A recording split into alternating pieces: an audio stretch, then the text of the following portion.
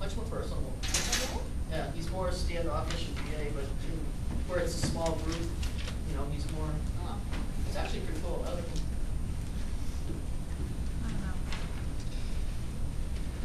Well, I hate to disappoint you, but today we have to do a little more traditional remedy stuff and actually talk a little more about some of the law than we have at times, but it's all important to how you practice and the like. So let's talk today a little bit about rules 52 and 58.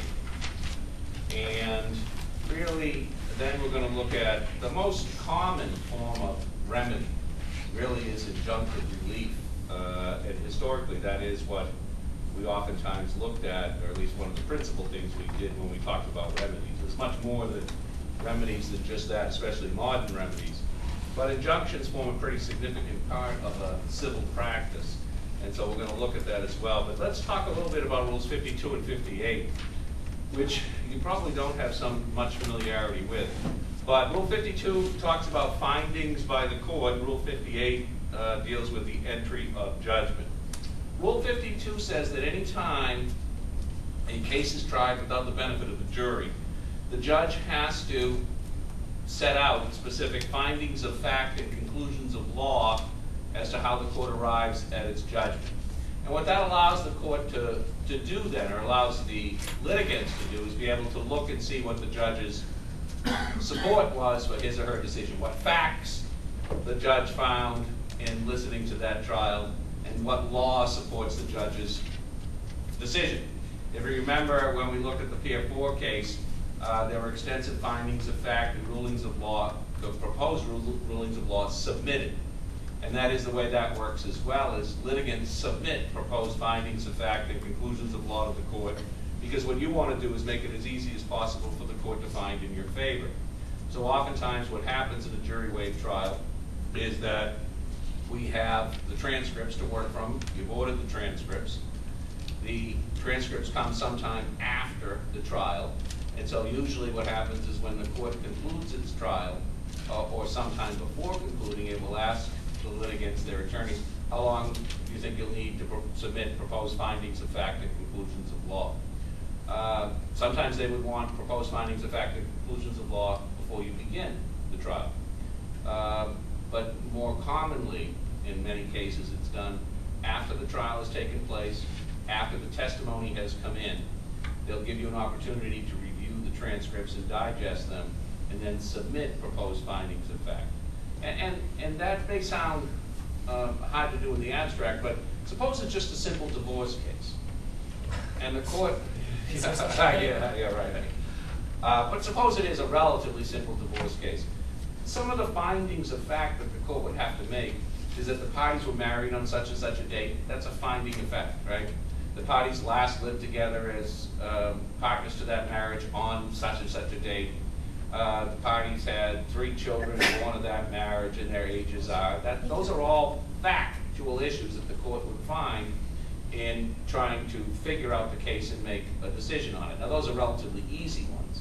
They may get into fault, they may get into assets, they may get into how the assets were acquired, what the value of those are, but those are all be findings of fact that would have to be done in a relatively simple, straightforward case.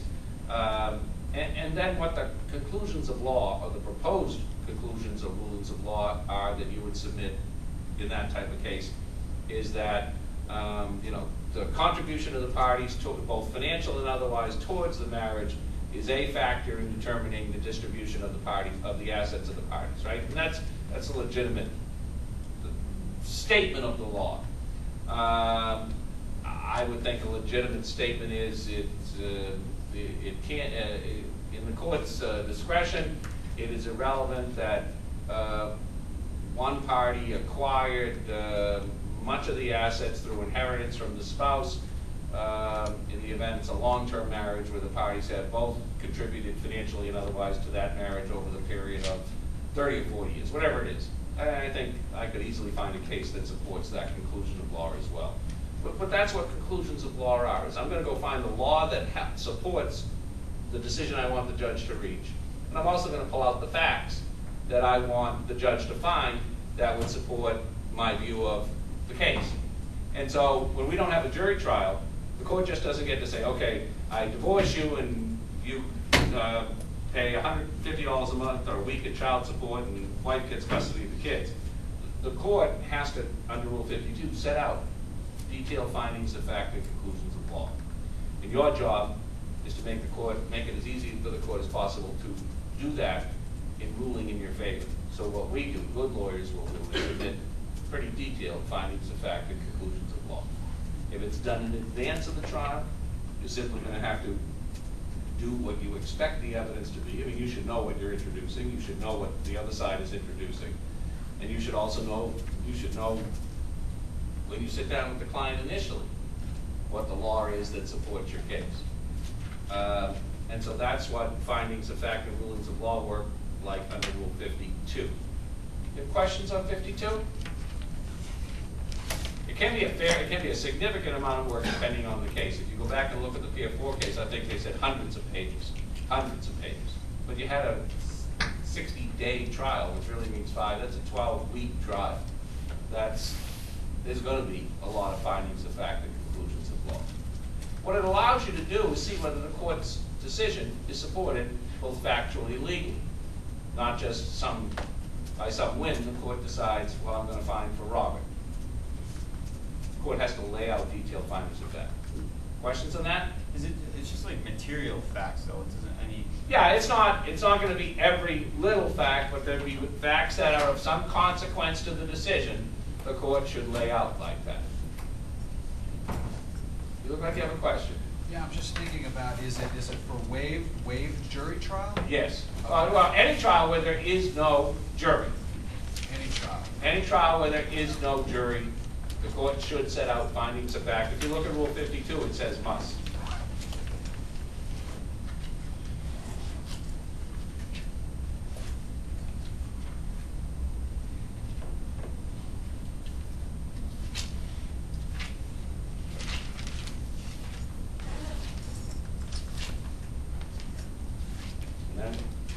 Don't want to read some cases though where they violate this and it's not held to be major consequence. Well, it doesn't. The rule doesn't say written findings of fact. So some judges will actually issue their findings orally, and they'll be recorded into the tape or stenographically. Other judges don't submit them timely and then come back to them months. I think doesn't Judge Young do it? But then they 300 say, days the later. course gets busy and blah, blah, blah, blah. Oh, they excuse it. They excuse it, right. They always, oftentimes will excuse the mistakes of one of theirs, not really, right? Not excuse the mistake of us. And that's right, is that they're supposed to, but we are going to read instances where they say, well, it's a formality, it's a technicality, and it's not really, if you look at the rule. It says, in an action tried on the facts without a jury or with an advisory jury, the court must find the facts specially and state its conclusions of law separately. But then it does say they may state it on the record. With some judges, you'll see that on occasion where the judge will simply read what his or her findings of fact are into the record, which is fine as well. But what it avoids is saying, okay, I find Mike wins, because that's more instinctive. And what we want to know is, well, have you really sat down and put pen to paper and looked at the reasons why Mike should win? You can still say Mike wins at the end, but we want to be able to look at that decision and see that it's supported factually and legally, just like your Rule 11 investigation is supposed to be. Good, man. What's an advisory jury? That's a good question. And a lot of, for instance, in a 93A action in Massachusetts, consumer fraud, where we saw it in the Pier 4 case as well, since it's a modern statutory remedy, you don't have a right to a jury trial in that instance. That is a judge trial only, even though it's not a traditional equitable remedy. And so what that means is that you have no right to a jury trial, but some judges will impanel what they call an advisory jury to assist me with findings of fact and the like. Now they're advisory, so what they say isn't conclusive, but the fact is, I think it helps take the judge off the hook a little bit. And I think it makes the process a little more cumbersome as well. But I think, for the most part, that it wouldn't bother me. I tend to I represent plaintiffs, so the jury, I would favor a jury. And judges, for the most part, some judges, even where a jury isn't needed, they like the assistance of the jury. And I'm not quite sure why, other than maybe it's the multiple heads are better than one. But I was going to try a case before Judge Sobel in the federal court that dealt with an intellectual property matter, and it was 93A as well. And there was no jury that was needed. I would prefer one, and she had wanted an advisory jury and panel. Other cases, even in an equitable matter, straight sort of declaratory relief or request for injunctive relief that may or may not have money damages with it, some courts might want the juries to determine the facts, and then I'll decide what I should do with respect to injunctive relief or not. Advisory jury is when you're not entitled to one, but the court decides to impanel one nonetheless. So there's scope of responsibility still to determine facts, but the judge is just, they're not gonna lay anything down. The judge is gonna just take that and take what they say and decide what to do with it. I really do think they hope they take them off the hook, right? If they say, well, we find the facts so that you don't have to do anything, the court can use the advisory jury's decision, and if the court, if the court doesn't like what they say, they're free to reject it. So, see, I think, and especially these days, I think you would have difficulty in a lot of cases getting the court to impanel an advisory jury, because people don't want to serve on criminal juries. They don't want to serve on a jury at all. So to try and suggest that we should impanel 6 or even 12 people when the case doesn't require one, that's probably a tough sell. More of a tough sell because we're in tougher financial times, I think. And especially depends on the length of the case as well. So that's Rule 52. That's an advisory jury. Let's talk a little bit about 58, which is a very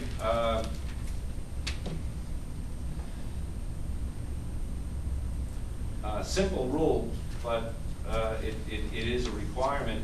Rule 58 simply says that the court has to set out its judgment on a separate piece of paper. Every judgment and amended judgment must be set out in a separate document, but it's not necessarily required for disposing of certain motions, as you would look at there.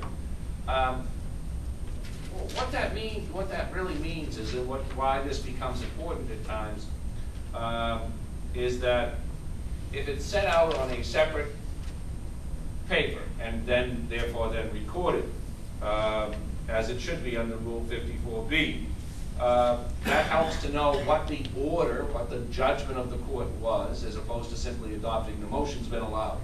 Well, if it's a motion for injunctive relief of some sort, that's an order of the court that carries with it potentially contempt. And that order should be clear, and that's what we're going to see a little bit today. It should be clear, it should be precise, and it should be entered as an order on the docket so that if there are any rights of appeal, we also know when those rights start to run from. So Rule 58 is, it might seem like a technicality and the like, that it be set out on a separate document, but it helps to know precisely what the court order is, and it also helps to establish when the time for taking an appeal from that order would run from, because you in fact have a separate order that has to be recorded on the docket as well. So when we start to think about granting or denying injunctive relief, we have to start to think too about enforcing those orders for injunctive relief, and perhaps, depending on the order, appealing from any grant or even a denial of injunctive relief, which becomes important as well. Questions on Rule 58? Yep. You said it has to be on a separate piece of paper, but I thought I've seen motions by the judges where they take your complaint or your first sheet, whatever you're asking for, motion to dismiss, motion for whatever, and on the bottom they say dismissed or approved, and they usually date it, sign it, and so it's a separate document. That's considered a separate document. Exactly. Just separate document can be, they take your motion, and this does happen a lot, they take your motion, photocopy the motion, and on that piece of paper, along the bottom, or oftentimes it's the side as well, they'll say allowed such and such a date, parties are required to, or defendant is required to do certain things. And then that piece of paper, even though it was part of a previous pleading, becomes the separate document necessary under Rule 58. Oftentimes then, that order, and that order is what you might see on that piece of paper, then should be, more appropriately, should be entered on yet a separate judgment. The court's judgment is such and such a date, such and such on this issue. But oftentimes, the clerks will simply enter the order as a part of the motion that you filed, and that, as long as it is separately docketed into the record, that would satisfy Rule 58 as well. So if you're expecting sort of some formal judgment, you know, it doesn't say judgment and have the nice seal on it, more often than not, that's not what's going to happen either. You're going to get a photocopy of the cover page from your motion, which will say something scribbled down there. And this becomes a problem sometimes too, because you say, well, what does that say? Right? I could read one of them that he gave me, and I. No, there are times where you look and obviously in our business, precision of language is important, and you say, what is the word? Because it's not typed necessarily, and this becomes a problem from the other standpoint. And you just have to be cognizant of it, and I'm more cognizant of it now that my wife works for the probate court. The resources are, especially in these times, are very, very shallow. And so, you know, we come in, we have support staff, secretaries and clerks and everyone else, and the courts don't, first of all, they oftentimes do not have anything near the technology we have within our resources, and they don't have the personnel either. So, you know, frankly, Robert's order written on the motion, if I can get that somewhat timely, I'm feeling pretty good. But if I'm expecting a nice, tight order, you're going to be waiting a long time for that. You're lucky if I can get it scribbled out with the judge's signature on it in some reasonable fashion. And that's just the nature of the problem is when the economy goes down, people don't, and even though the court's work rises with that, you don't see more resources there, you see less. So the rules say one thing, and they, to the extent they can, they will comply with it. But if you're expecting something very formal, oftentimes that's not the way it's going to be. Now, there are other times where I had a case out in Worcester that was resolved last year, and within very short order, this huge summary judgment motion the other side filed, I mean huge. We had a hearing, we got a decision that was probably close to, I would say at least half an inch, 3/4 of an inch thick. I mean, it was a detailed decision on some fairly complicated issues. Nice, typed up, nice order as a result of it. So it's not that you don't see it ever. It's just that you got to be cognizant that oftentimes the court is strapped for resources, and while the rule may envision some sort of nice fancy document, that isn't what's required of the rules. And as Matt points out, oftentimes even when they're not done even what the rule requires, we're going to see them sometimes excuse that non-compliance with what is a pretty important order at the end of the day, pretty important rule at the end of the day. Questions on that? Let's talk a little bit about Campbell's Soup versus Giles. And this is really a pretty traditional request for injunctive relief. And this at least comes out of our circuit here. And it says that the United States District Court for the District of Massachusetts, Nathaniel M. Gorton, who was a magistrate judge, denied manufacturer's request for the PI, and then they appealed. Now, you know, Nathaniel M. Gorton, his family comes from Gloucester. That's the Gorton fisherman. So, I think his brother used to be a senator as well from one of the other states. I don't know which one it is. And so, Giles resigned to take employment at one of Campbell's competitors. Among the relief sought was a PI barring Giles from assuming his new position. or for making use of Campbell's trade secrets. Campbell now appeals, complaining principally to the court erred in failing to conduct an evidentiary hearing prior to its ruling. So, tell me what can, and again, we see these types of requests sought in employment matters as well. Campbell wants to prevent this guy from working for one of their competitors, and they seeking an injunction to do that. No? You shook your head no?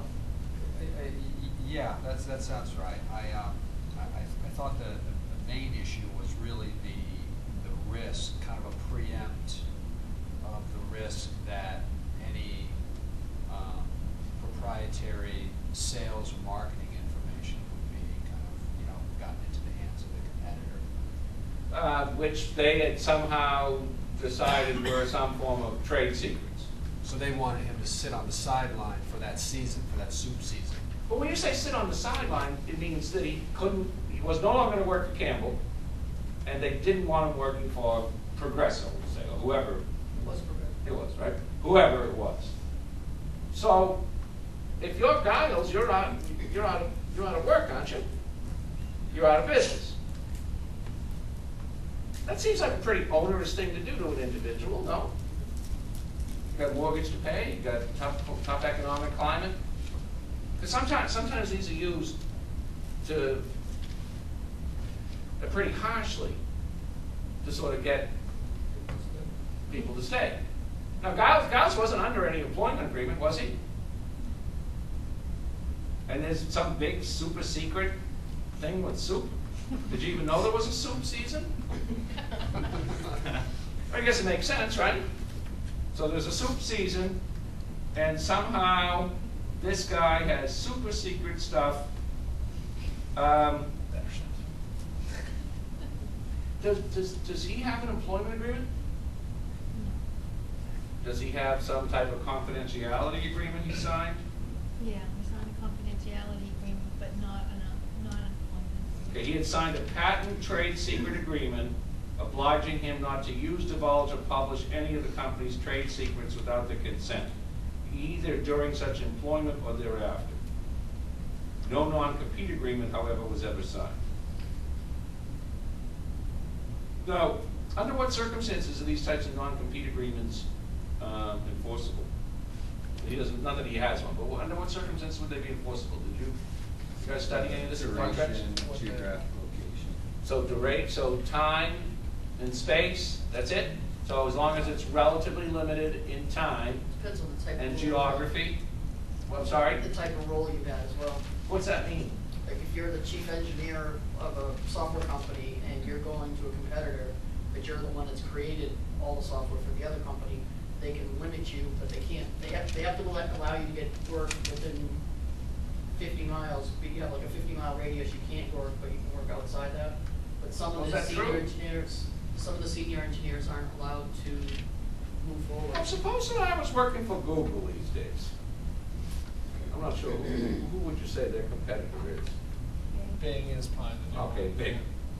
Bigger than Trump. Could I have a non-compete agreement that prohibits me from working for Bing for 12 months, 18 months? No, Why not?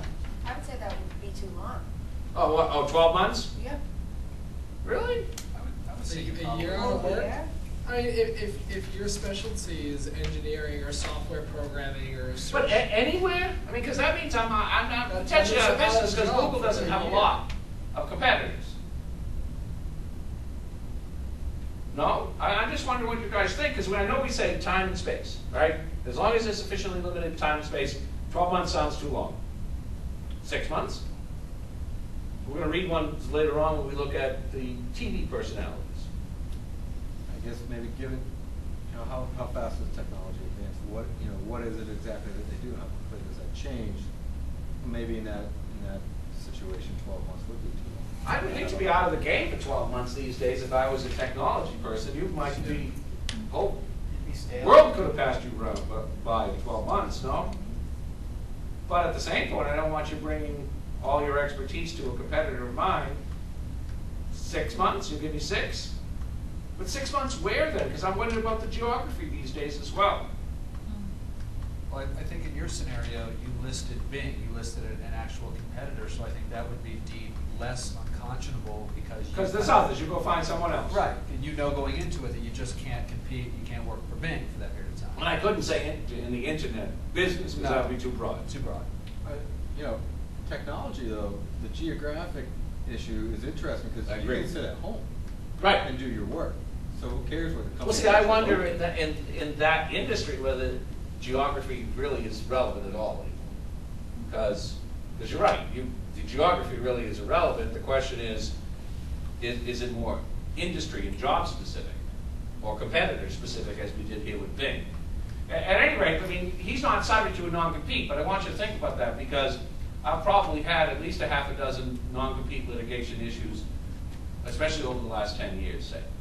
And I do worry, and I've actually not just worried about it, I've seen it now where people are required to sign them, and the geographic distance, depending on the type of industry you're in, could be all east of the Mississippi. Well, because that was his sales territory, say.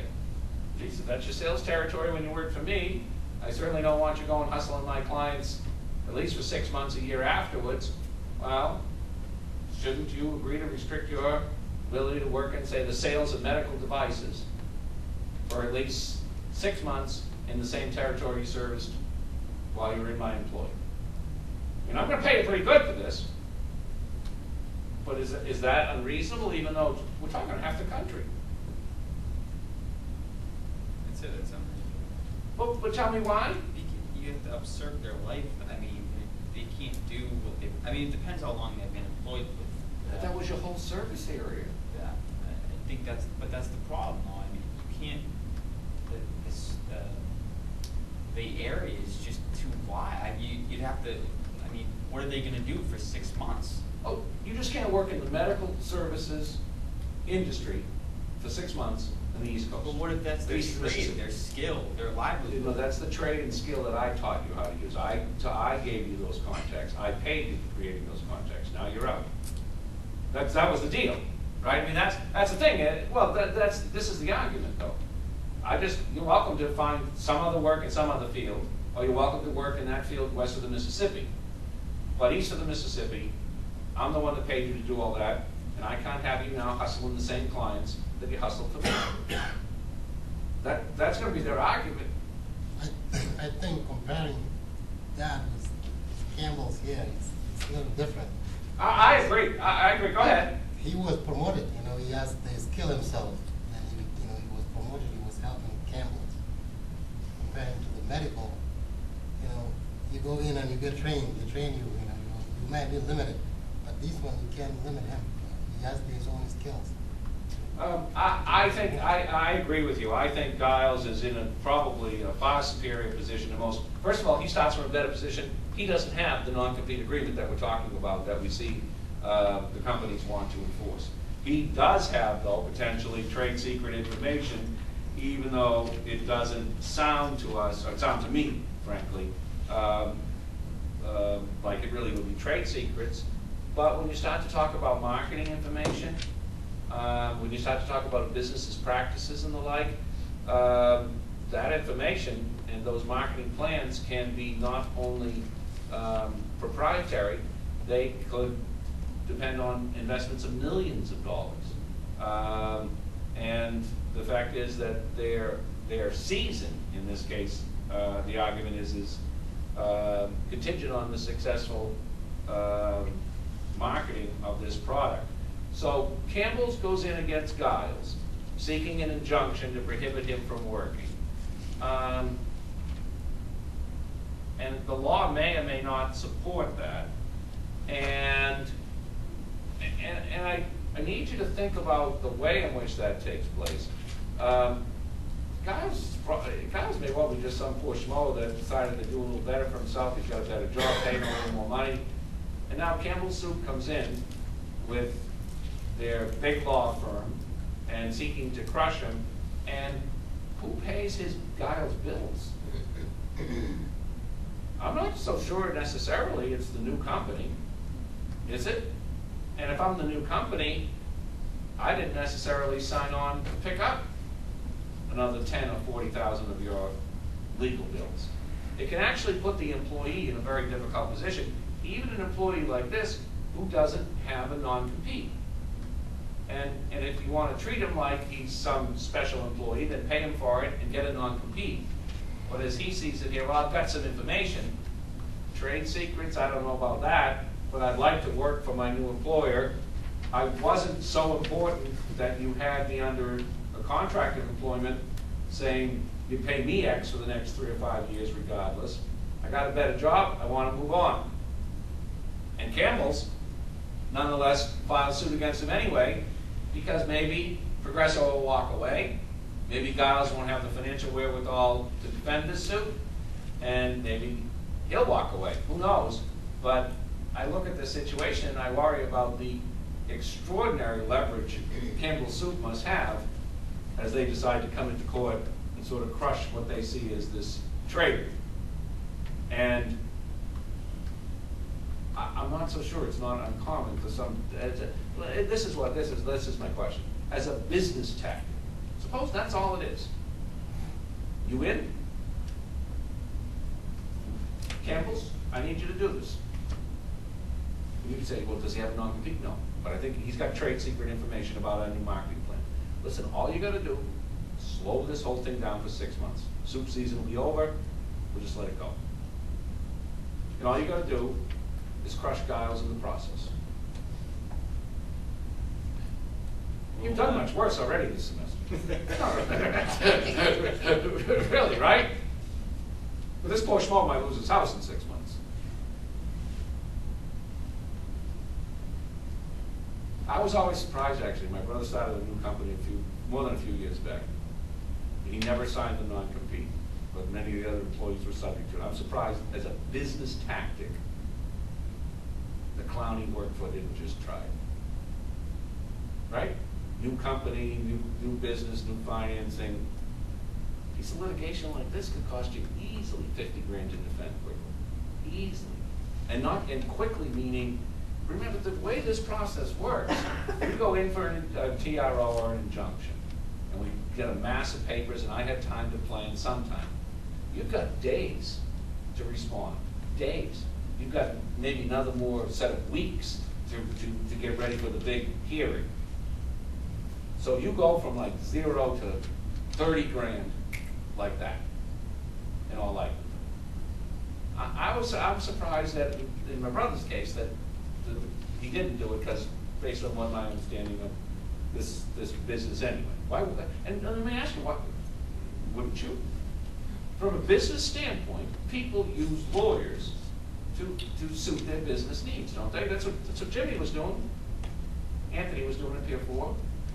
So would you do it? Well, I don't think it's unfair to say it's not frivolous. If they It's really, not frivolous. If they really believe that he's going to disclose something, although there's no proof that he's going to. Right. Their objective is to stop him from doing that. Well, let's be honest too, though. He's more valuable to Progresso because he came from Campbell's. Right? I mean, there is a business advantage to Progresso in hiring away someone who might be able to give us a little bit of the inside information. I mean, it's not frivolous. It's not necessarily fair what could happen to poor Giles. But you don't represent Giles. You've chosen to represent Campbell Soup. But under your theory, though, they're just filing a lawsuit just to delay him from being able to work. Is that? I'm not saying just, because I think like Matt said, it's not, that would be frivolous. I need 6 months. Can you get me 6 months? Listen, you should be able to get me I should be able to get you 6 months with a lousy claim, shouldn't I? I should be able to run his ass in and out of court enough that I certainly can slow this all down and make them think whether this is worth it. Seriously, think about the business standpoint from the other standpoint. I'm Progresso. I don't know what I'm paying him, but I really didn't expect to pick up another 25 to 50K in legal fees. Did I? Listen, I'd like to keep you Giles, but This just isn't worth it to us, I'm sorry. When you get yourself all squared away with that lawsuit, come back, maybe we can work things out. Certainly less well-heeled new employers would say just that. This just isn't for us. Go ahead. If Campbell's Soup came to me and asked me to, whether they should file a suit, is that what you're asking? No, I don't think they do under those. They come to you and say, we're filing suit, we want you to file suit as quickly as possible. We've got an employee who stole company secrets, and they're now working for our chief competitor, and this is a big new product of ours, we're expecting to make millions of dollars, we need it done quickly. I would tell them that if they expect me to sign the complaint, I would read them what Justice McDonald of the Suffolk Superior Court said about non-compete agreements in 2007. Can I read that? Yes, please, do.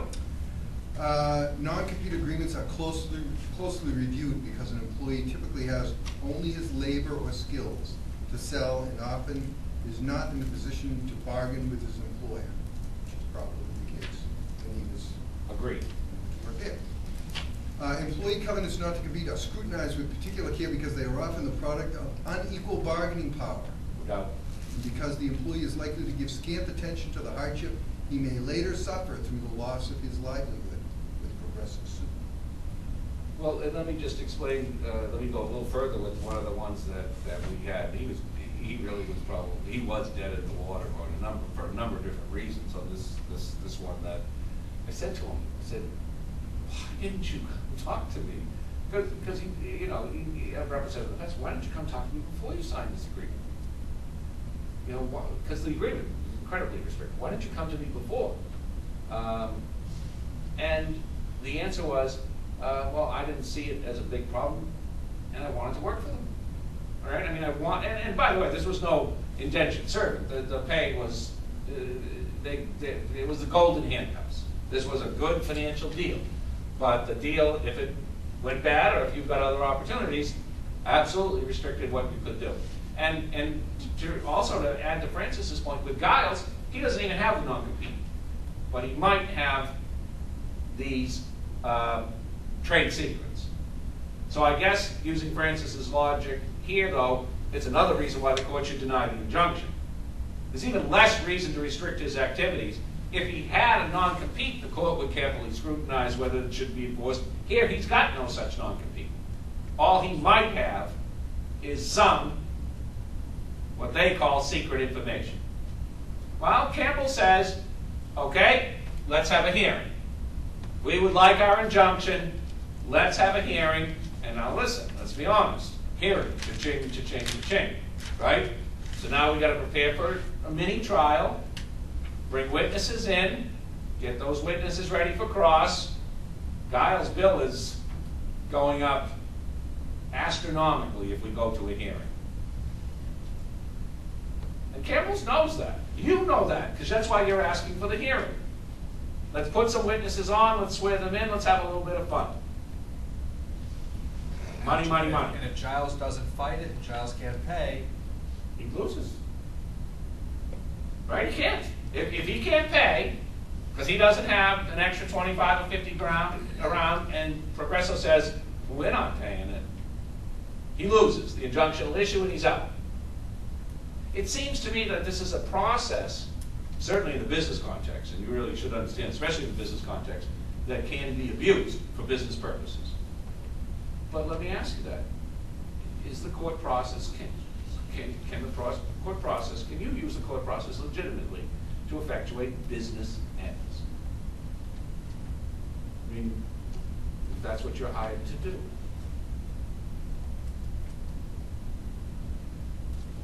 Right? Campbell's claim isn't frivolous.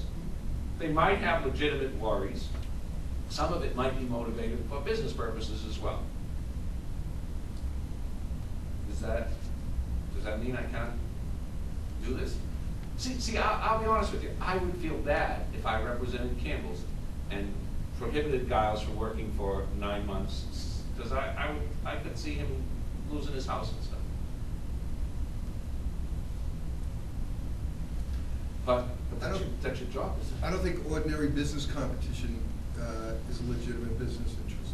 I don't think it's case law. legitimate legal interest Ordinary business competition. is not a legitimate Not legal. legitimate business interest. No, you keep saying business. You said business. Do you mean legal matter? It can't? No, I don't know what you mean. It is a Is it legitimate legitimate? business interest to try to quash competition, which is essentially what they're trying to do here. And to use lawyers to do so. Correct. They're using the legal system to effectuate their business motivation. And if you can, So you're saying that protection from ordinary business competition is a legitimate business interest? Is that what you're No, saying? it's a legitimate legal legal- pursuit, right? Well, that in and of itself, I think the answer is yes. I mean, just on the facts of this, if nothing else was going on, if Right. we're worried about Giles, they're trying to restrain him from disclosing confidential information.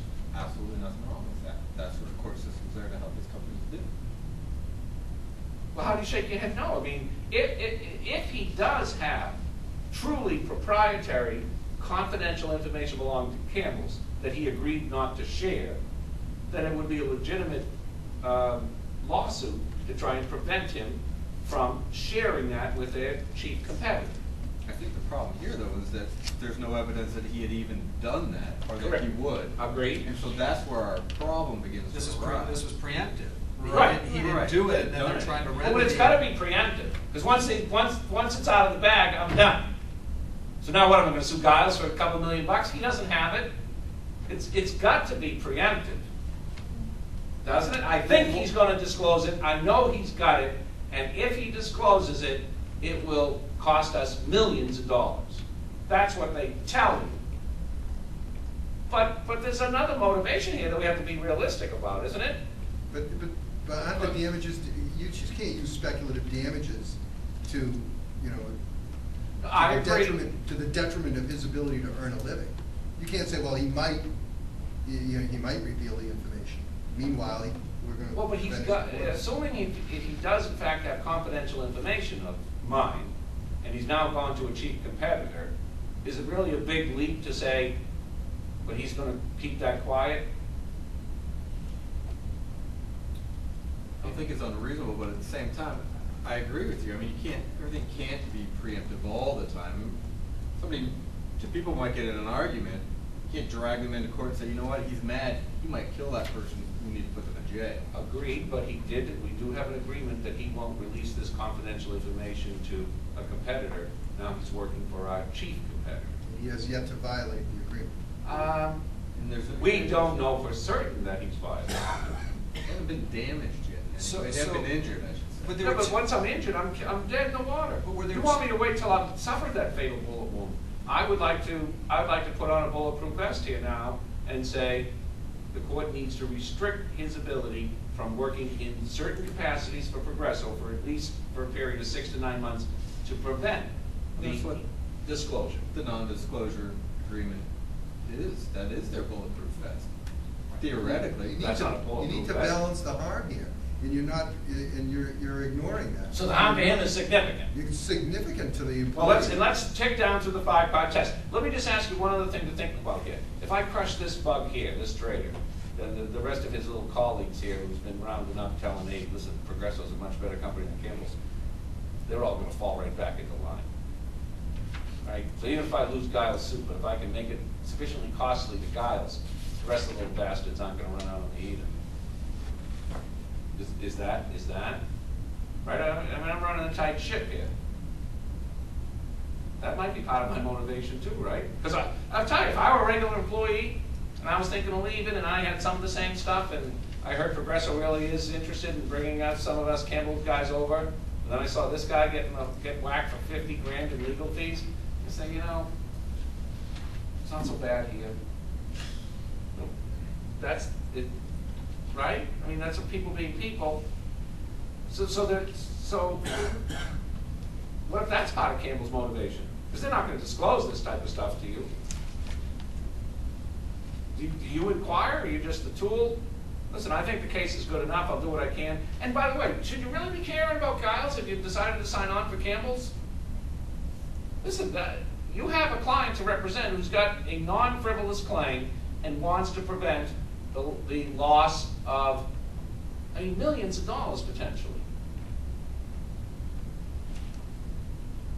Go ahead. Isn't that where mediation would come in, where you'd sit down and say, if your risk is you're gonna lose millions of dollars, does it behoove them to give them 6 months' salary, not, to wait, or, to kind of keep it at bay? Yeah, but then, there are some You companies. can't put shackles on somebody and say you have to work here. I mean, No, we can't, but I can stop you from working for anyone else.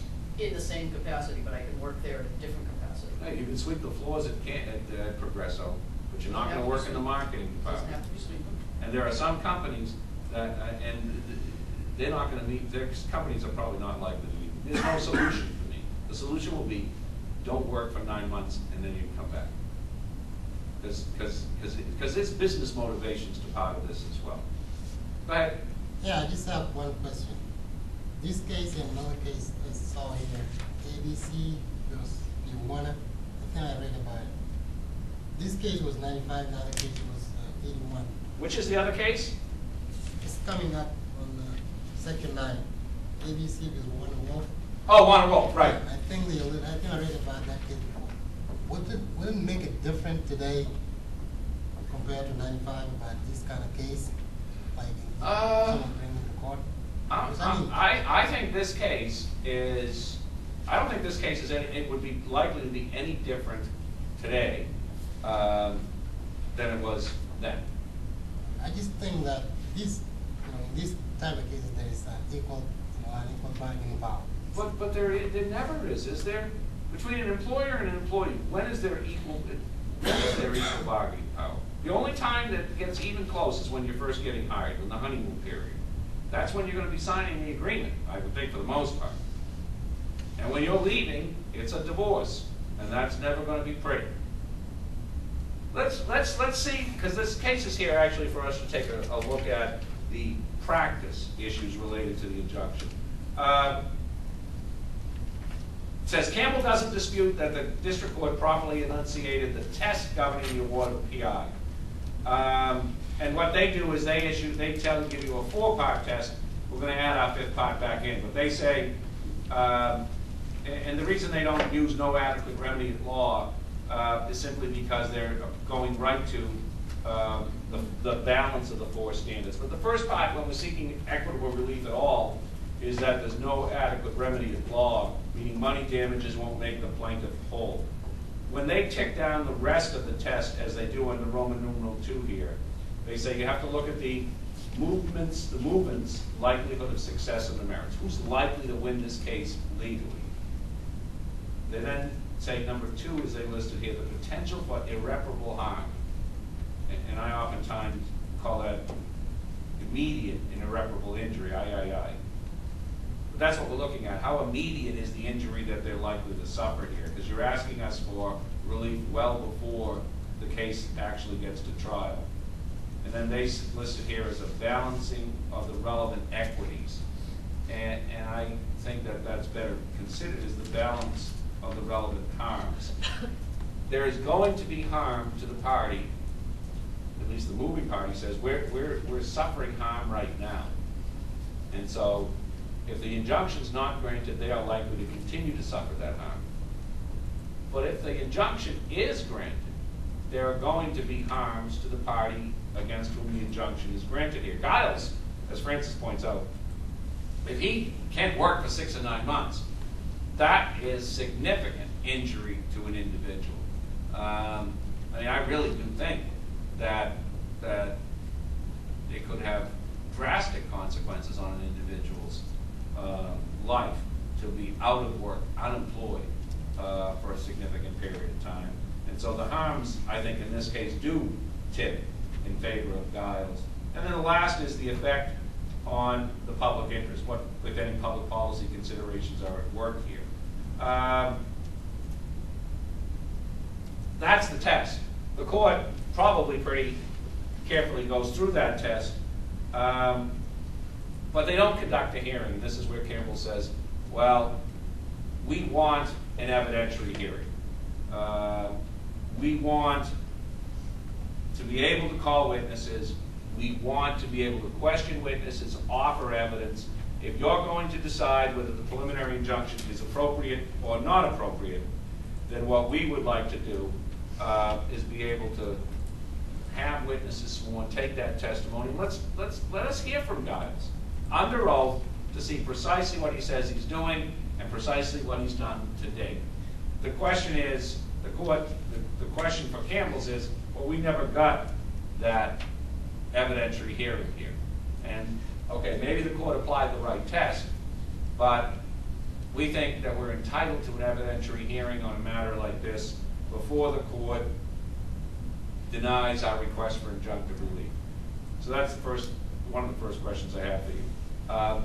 Am I entitled to an evidentiary hearing on a request for injunctive relief?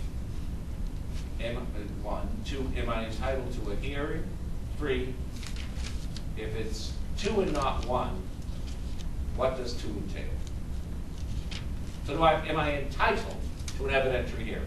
As the moving party? Yes. No, I don't. No. Even as the non-moving party doesn't have a right to demand it either, right? What are we going to say, Matt? Well, you just I thought you were asking if it's mandatory or not. Am I entitled? That is what I'm asking. You're entitled, but it's not mandatory based on what this case tells us is that if there aren't any material facts in dispute, the court does not have to have an evidentiary hearing. It's at their discretion. So what? I think they do unless you give the moving party the fair opportunity to present relevant facts, which is what the court said in this case. So what's that? The issue was very narrow. So what's that mean, the opportunity to present relevant facts? What would that hearing look like? It doesn't have to be a formal hearing. It could be by motion, it could be by affidavit, presentation of depositions. So memos and the like. Right. I mean, for the most part, when we talk about a hearing at a preliminary injunction, it is my request, my motion, a memo that supports it, the defendant's opposition to it, and then maybe arguments by lawyers. Virtual You could be hearing. heard in that fashion, heard on papers, heard orally, but what Campbell's is saying, well, we want the next step. We don't want to just hear lawyers talking. We want witnesses raising their hand, going on the stand and sworn in. And so Campbell's saying, well, under what circumstances do I get that type of hearing? What are you saying? I thought the court, though, was saying that they don't get it here because they're not disputing anything. They agreed to so many of the material facts that the court, in its discretion, said, we're not going to grant you that. So under what circumstances do I get it? Because I'm looking at the language over here. It says, to be sure, when the parties' competing versions of the pertinent factual events are in sharp dispute, such that the propriety of injunctive relief hinges on the determinations of credibility, the inappropriateness of proceeding on affidavits alone attains its maximum. Could I argue that the facts are in sharp dispute, and the credibility of the witnesses in this case is key, and therefore if the court is going to consider appropriately granting or denying injunctive relief, it should only be by way of an evidentiary hearing? Am I more likely to win if I make that argument? Because isn't credibility best determined live, seeing the witnesses? But if there's no sharp factual dispute, I can hear you on papers. I'll look at the information, I'll decide win or lose. And in this case, win or lose on papers. Was that did they get their appropriate due process, the fair opportunity to present relevant facts and arguments in the Campbell suit case? Yes, they did. No right to an evidentiary hearing. As it says here, Rule 65 fact-finding on a preliminary injunction are statements as to probable outcomes, nothing more. Right? It's very early in the process, likely within 60 days of the initial complaint being filed. We're trying to figure out what's going to happen without the benefit of much discovery. They are probable outcomes.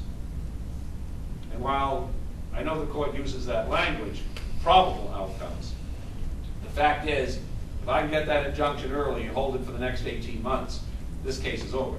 If I get that injunction now, this case will never need to get to trial, because once we're past this season, the guy can have his job back.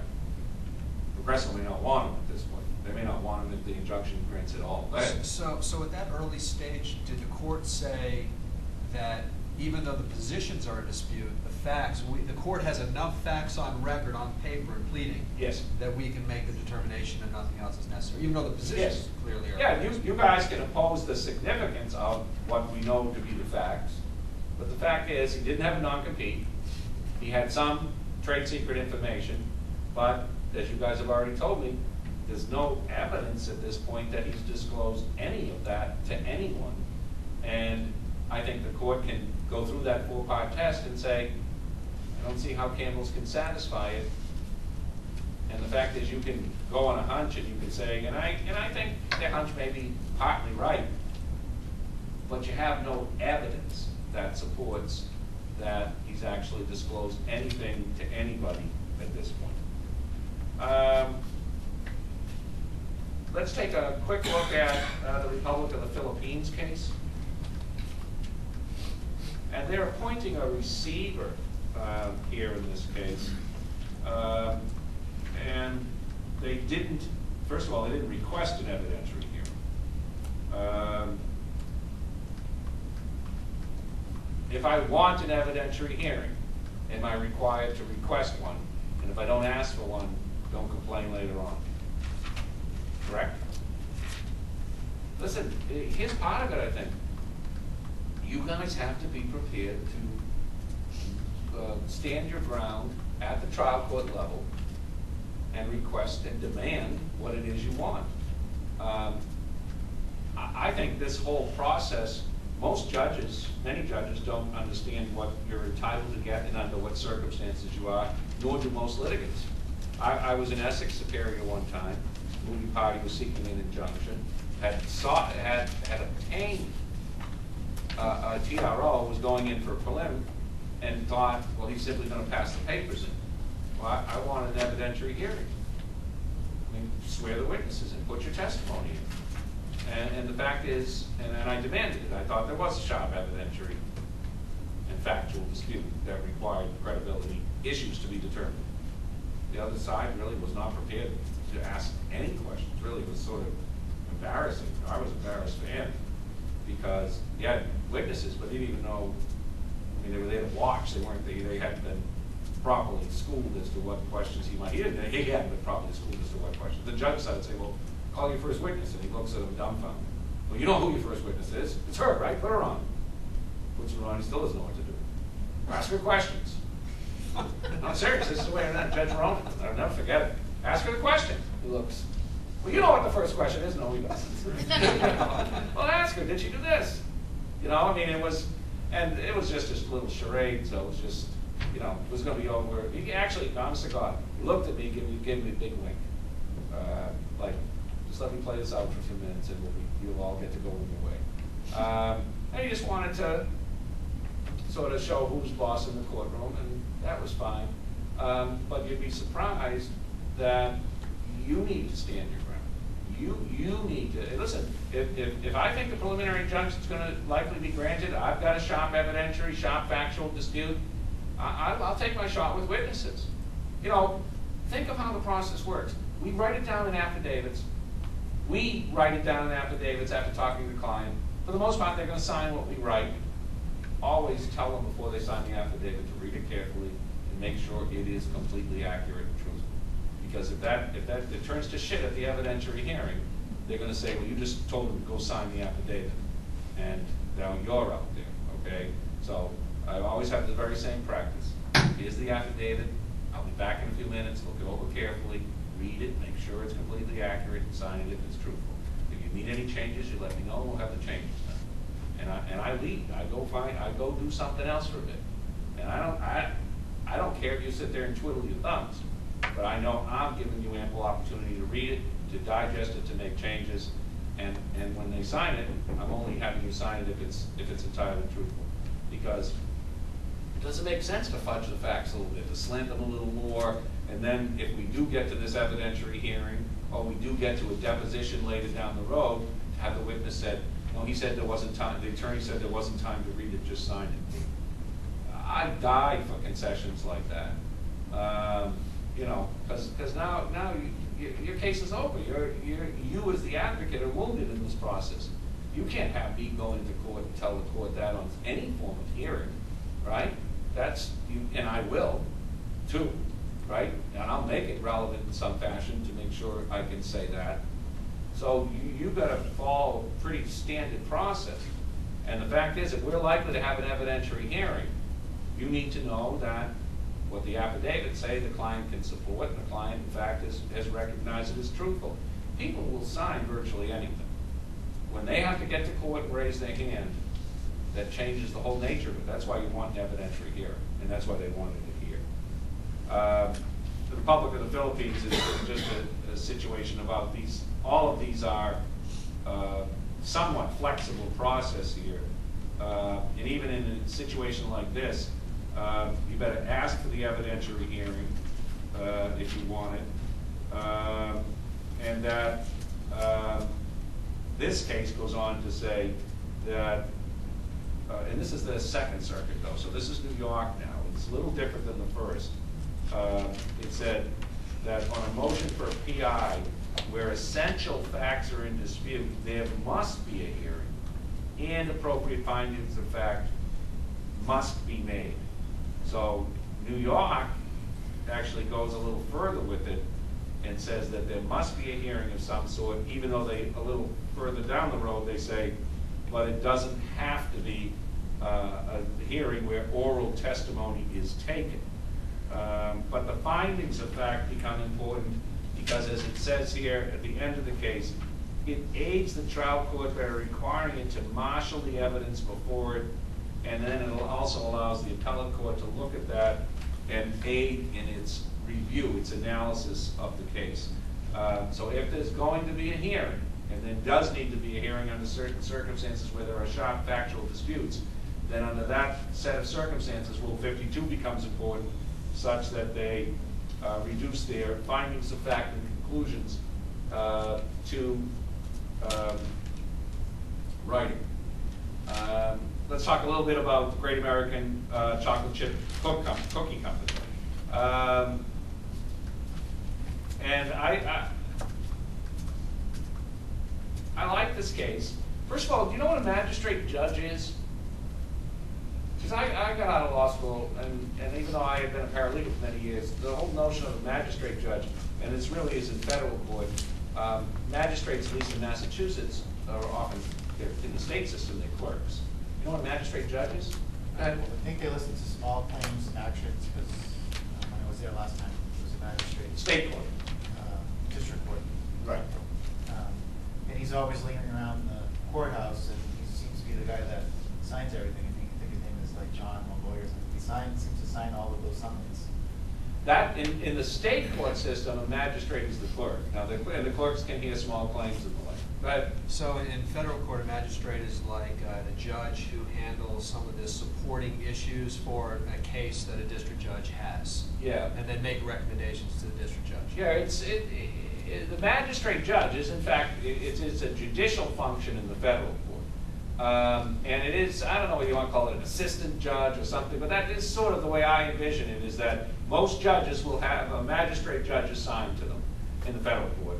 And those magistrate judges will do oftentimes discovery hearings and hearings of less significance and make recommendations to the judge who has been assigned the case. Because remember, in federal court, that case, as soon as it is filed, is assigned to a judge.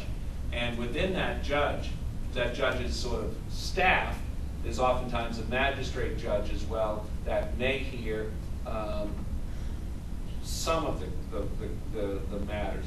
You have, in the federal court, civil cases, the ability to decide in the first instance whether you want to try the case before the magistrate judge.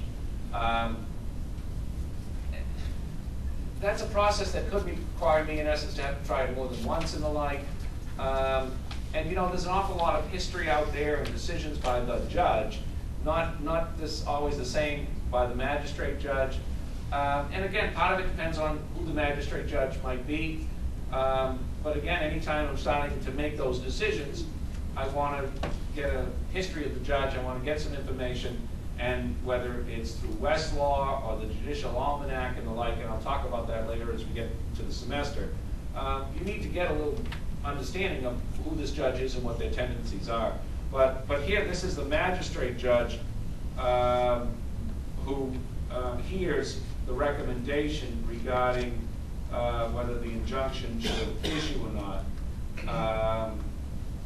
And so I'm wondering whether you would have issued the injunction here, even though if you do issue the injunction, it says the father, who has pledged his house and his retirement and everything else, is likely to lose everything he's got. I mean, is this really a big deal?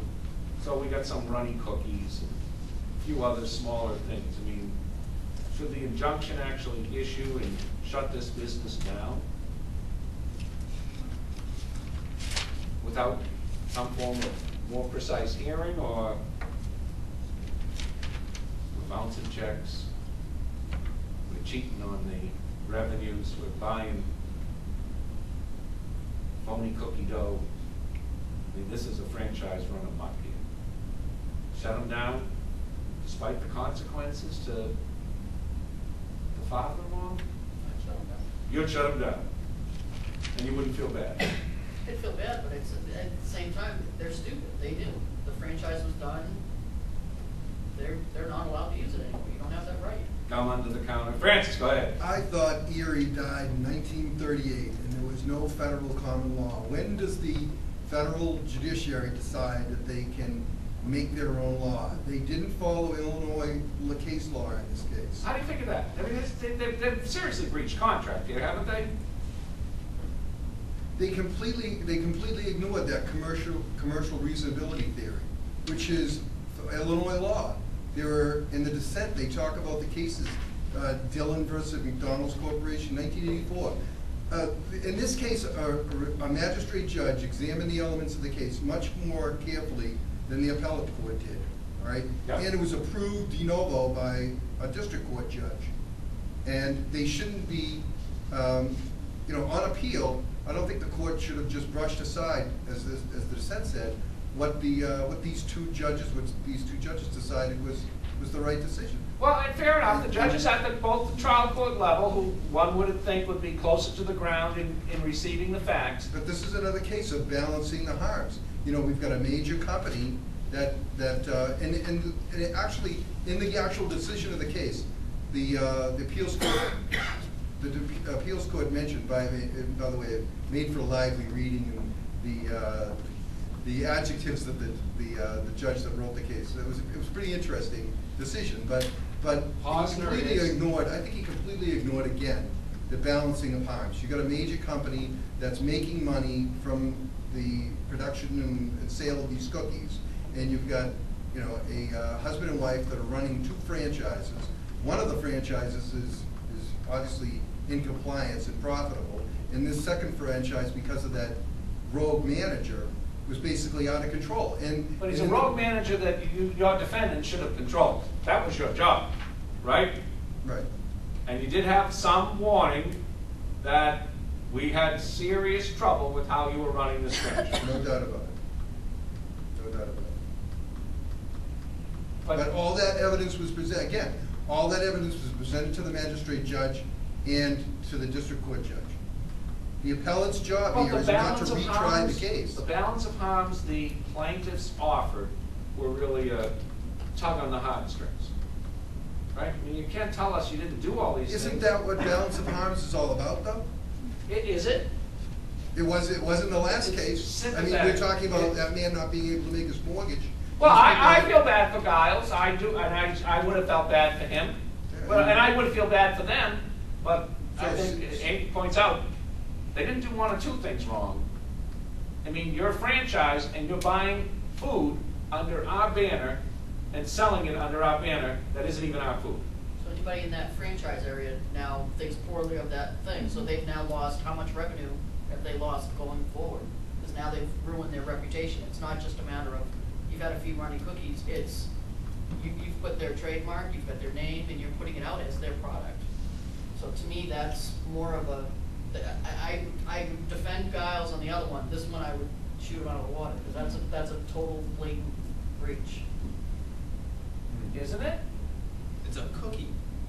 Doesn't matter. No, it's- What do you mean, what do you mean by that? It doesn't matter. Violations when you Wait, do wait, that. yeah, but let us finish. If you think about it, I mean, it's, the balance of the harms clearly tips in favor of the people run. I mean, they're gonna lose everything. I granted. Right, they they're gonna ran the lose bus- everything, and They it's ran, Irish. they ran the business poorly. I understand that, and they probably, I can understand what, where the plaintiffs are coming from, but They fixed the problem. what is the plaintiff's grief? I mean, they're operating it where there's like, it's not the correct food. They're using another sort of material or whatever. I The understand. brownies were runny, Yeah. there was something, they weren't the right form. That's the only. But that's, you agree when you run my franchise that you'll run it the way I want it to run. And I don't want gum under the counter, and I don't want you making the food crappy, and I don't want you using someone else's food and selling it as mine, right? There is an injury to my reputation there that you agreed you wouldn't do. But I'm with you, they're losing everything. But Everything. then sue them for damages. If they've damaged your reputation, that's a separate action. So, But you can still operate the Great American Cookie Company and still continue to damage me in other ways. oh no, well, they're all done damaging you. I mean, they're We in don't know that. compliance now. They're You not. short an account, you're bouncing checks, go ahead, what are you gonna say? No, the damage, I mean, we're talking about cookies, it's business, it's a product.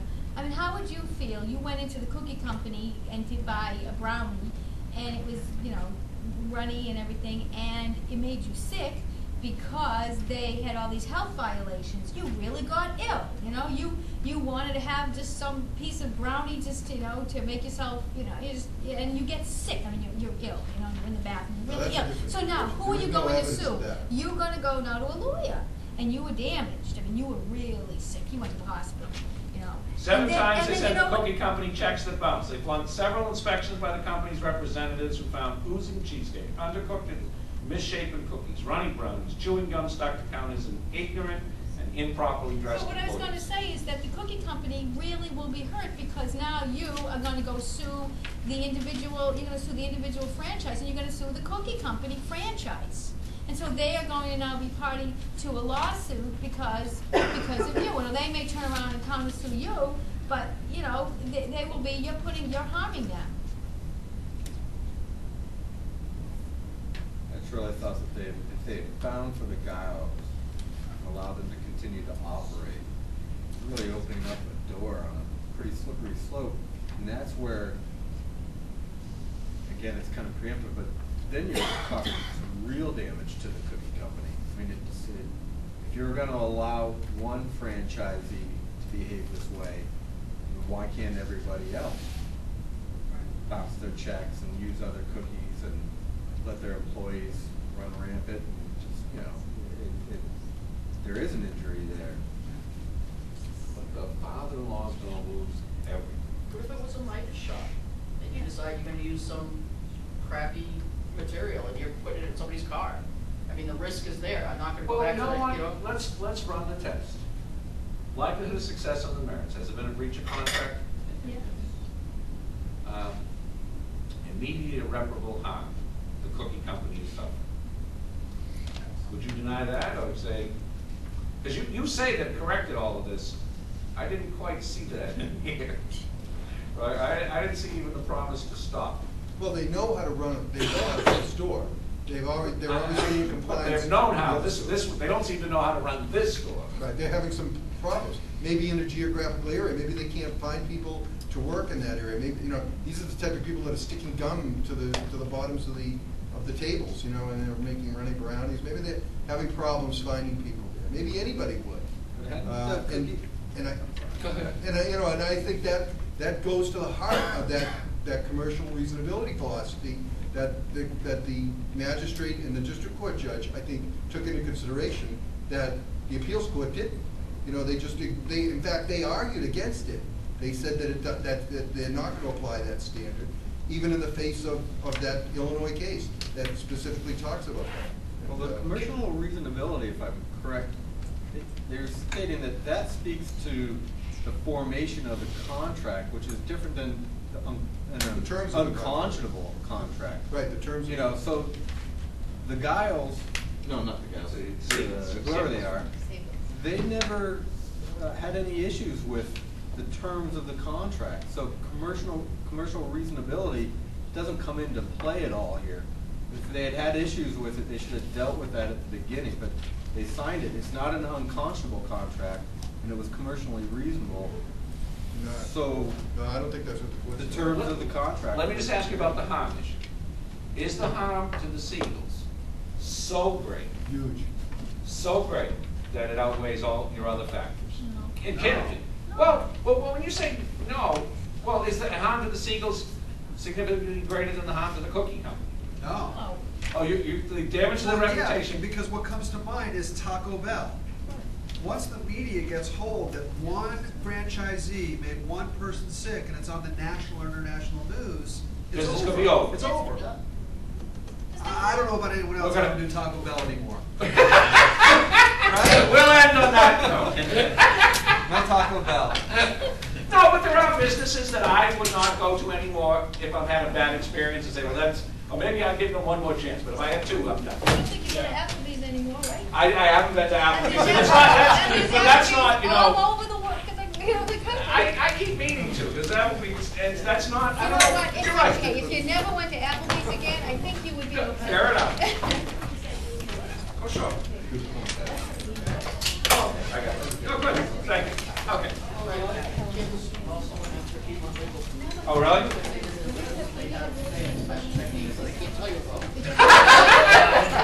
Oh, Actually, no, Campbell. Some businesses. And big Progressive went to them as a customer to have their labels done. And they tried to actually stop